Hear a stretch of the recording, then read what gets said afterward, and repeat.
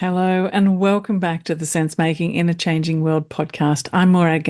If you're a regular listener, you'll know that in this show I usually share conversations with wonderful people from around the world doing amazing transformative work.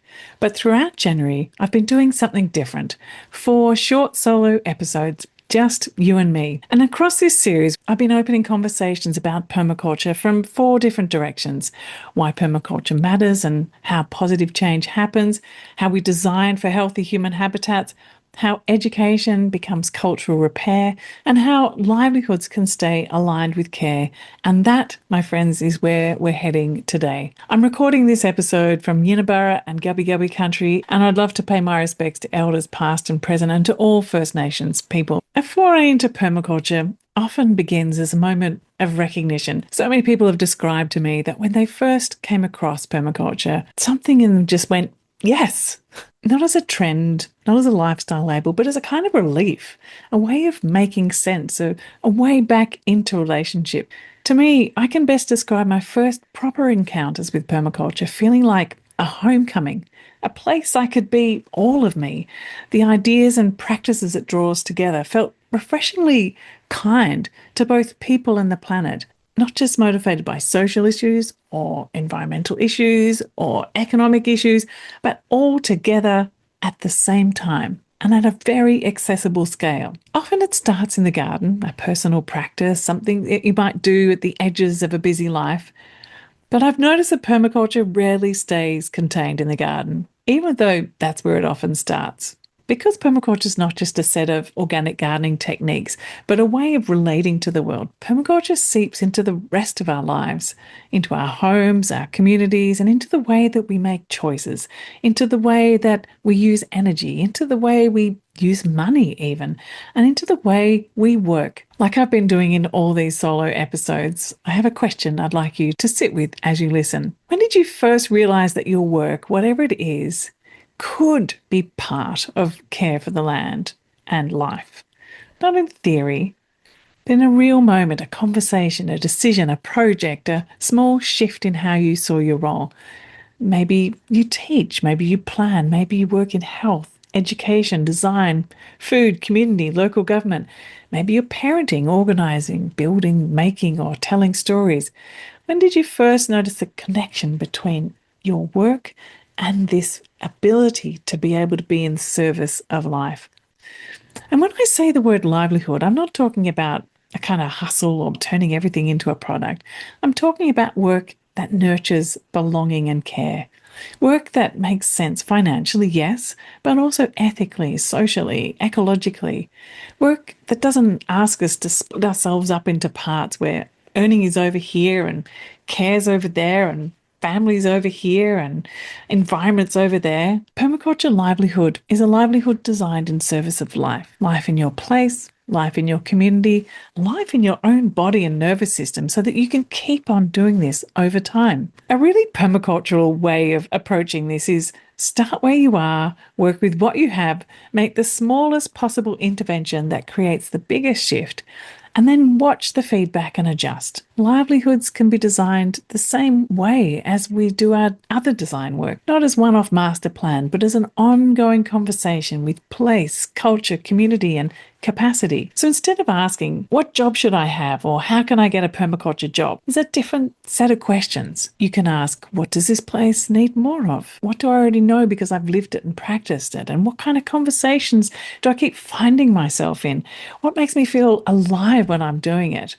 And what do I keep noticing that others are not noticing yet? What do I keep doing for free because I care? And what would it look like to shape that into something that's your livelihood? And then form an offering that fits your life right now. You could create perhaps a short class, a learning circle, some kind of workplace training, a garden program, consulting, perhaps a school project, a design offering a communications project, an event, a community initiative. Permaculture is also just not one job. It's a lens, and it can live inside almost any kind of work.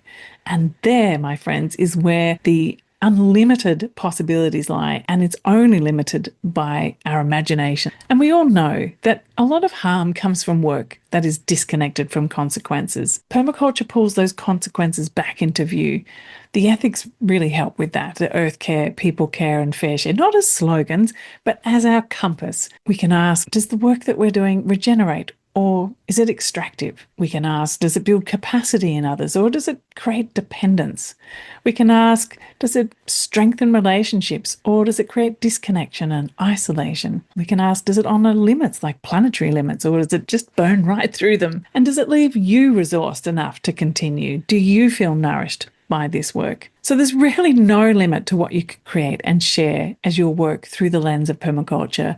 There is space in every single community, every single profession, culture, place, and age to create offerings. I think it's really important to take some time to articulate what this is for you, to notice what's needed, to find a way to shape something real and turn this into a livelihood. Whether that becomes your full-time work, some part-time income, or some community service, take the time to really deeply ask those questions. I created the Permaculture Educators program as a space to do this. Sometimes we need a place to find those creative sparks and to be guided by some sort of step-by-step process and have some accountability to actually do the work that's needed, maybe find some mentoring and an international community of support. Because I really do think that in order to create these different kinds of livelihoods, the permaculture livelihoods, we do need a community to help make this happen. You know, when you're working in a field that perhaps permaculture isn't widely understood, it can feel a bit isolating, even when the ideas in your own mind feel quite clear.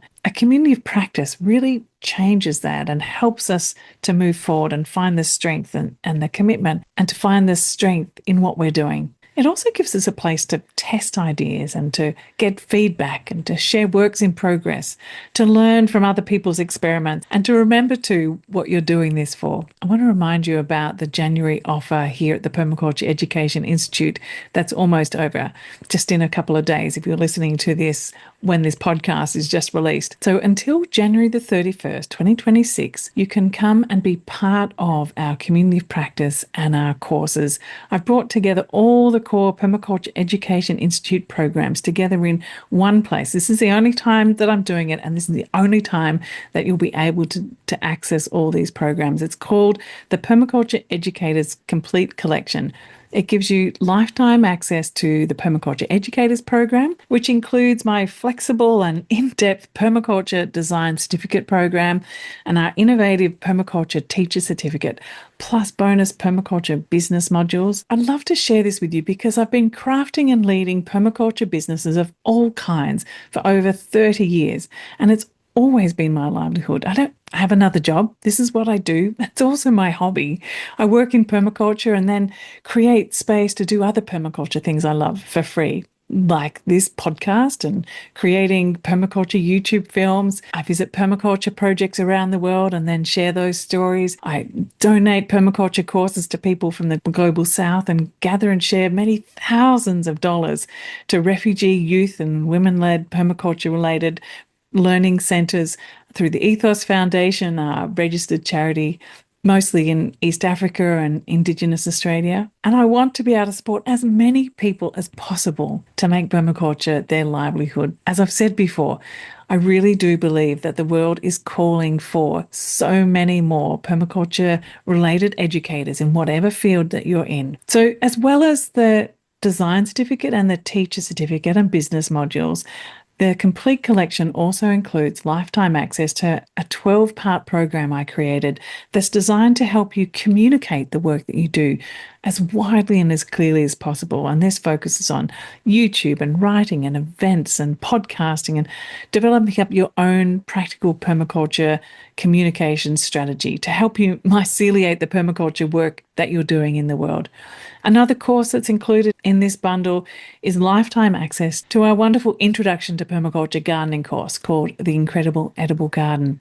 And everyone who joins is also invited to one of my favourite places to hang out, Hive, which is our global learning community.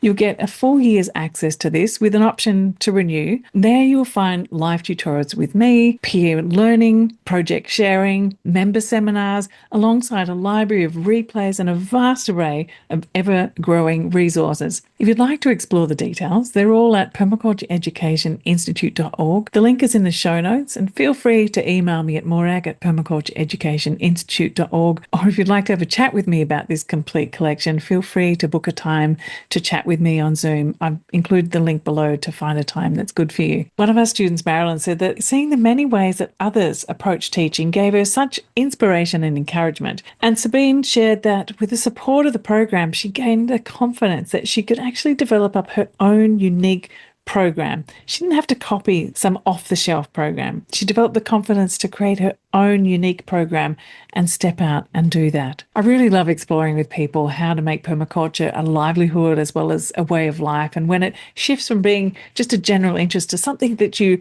put all of yourself into, your head, heart and your hands. And inspiration ideas come from talking it through, from the group mentoring and the peer conversations, and we're here to help you translate this into your own place with integrity. And so, as always in these podcasts, here's a practice for this week. So take a piece of paper and write 3 short lists. First list, what I know because I've lived it and I've practiced it. Not theory, what's your lived practice? The second list, what is my place asking for right now? What would make this home, street, workplace, community healthier, more connected, more alive? And the third list, the questions I keep hearing, the problems that keep showing up, the places where someone says, could you show me how you do that? Or what do you think about that? Or where do I even start? So now look for the overlap. The piece in the middle is where you may find a thread of a livelihood that you might want to explore. Not a business plan, but a next step to take. So from there might be a few things, but just choose one thing as your next step and outline a simple offering, one session, one walk and talk, one workshop, one conversation, or even one pilot to try out. Then design it in the permaculture way. Start small, observe, make it fit your capacity, learn from the feedback, adjust, keep it ethical and keep it alive. Thank you so much for being here with me on this 4-part January series on my podcast, The Sense Making in a Changing World. If you know someone who'd enjoyed this series, please pass it on. And remember, the doors are open now for just a few more days for the Permaculture Educators Complete Collection. I warmly welcome you to come and join me. I wish you all the very best for 2026, and I hope to see you soon.